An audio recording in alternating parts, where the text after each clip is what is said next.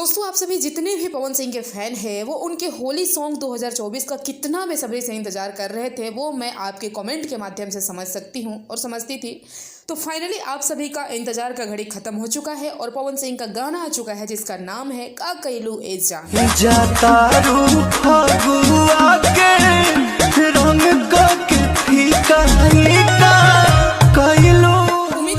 आप लोगों ने गाना सुन लिया होगा और गाना कैसा लगा कमेंट करके जरूर बताइएगा। मैं तो अपना ओपिनियन बताऊंगी ही, तो वीडियो को लाइक शेयर कीजिएगा। अब हम आपको बताते हैं कि पिछले साल भी एक सैड सॉन्ग आया था फौज के ऊपर, आर्मी के ऊपर था वो गाना, लेकिन इस साल भी गाना आया है, पहला सैड सॉन्ग ही है।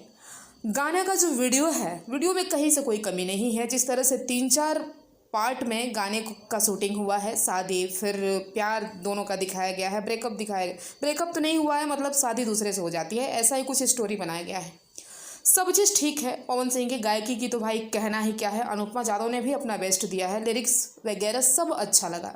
लेकिन एक चीज़ मेरा कहना है, और ये कहना मेरा ही नहीं है, ये अधिकतर पवन सिंह के चाहने वालों का कई सालों से कहना है कि प्रियांशु सिंह को भाई सैड सॉन्ग में आप लोग क्यों म्यूजिक देने को कहते हैं।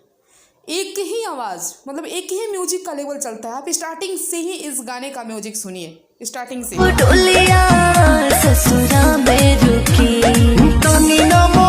सैड सॉन्ग है और सैड सॉन्ग का लेवल जो है म्यूजिक का अप डाउन होना चाहिए। आप पहले के जितने भी सैड सॉन्ग हैं उनका म्यूजिक सुनिए और इसका सुनिए। इसे आप जब बॉक्स वगैरह में सुनेंगे तो थोड़ा अच्छा लगेगा। ऐसे सिंगल अगर मोबाइल में लेके सुनते हैं तो अजीब ही लेवल सुनाई देता है म्यूजिक का। तो मुझे नहीं लगता कि जिस तरह से पवन सिंह की गायकी है उनके हिसाब से अभी म्यूजिक बन रहा है गानों का। अब पता नहीं आगे के गानों में क्या होगा, देखते हैं। लेकिन म्यूज़िक यहाँ कुछ ना कुछ थोड़ा गड़बड़ लग रहा है, कुछ ना कुछ कंपोजिंग बेस्ट होना चाहिए था गाने के हिसाब से। बाकी सब बढ़िया। आप लोगों का कैसा लगा कमेंट करें और गाने को भर भर के प्यार दीजिए। गाना ट्रेंडिंग में भी आ चुका है 1 ही घंटे में और फिलहाल नंबर 10 पर ट्रेंड भी कर रहा है। तो ये तो आप सभी का प्यार है जो मिलता ही है और भर भर के मिलेगा ही।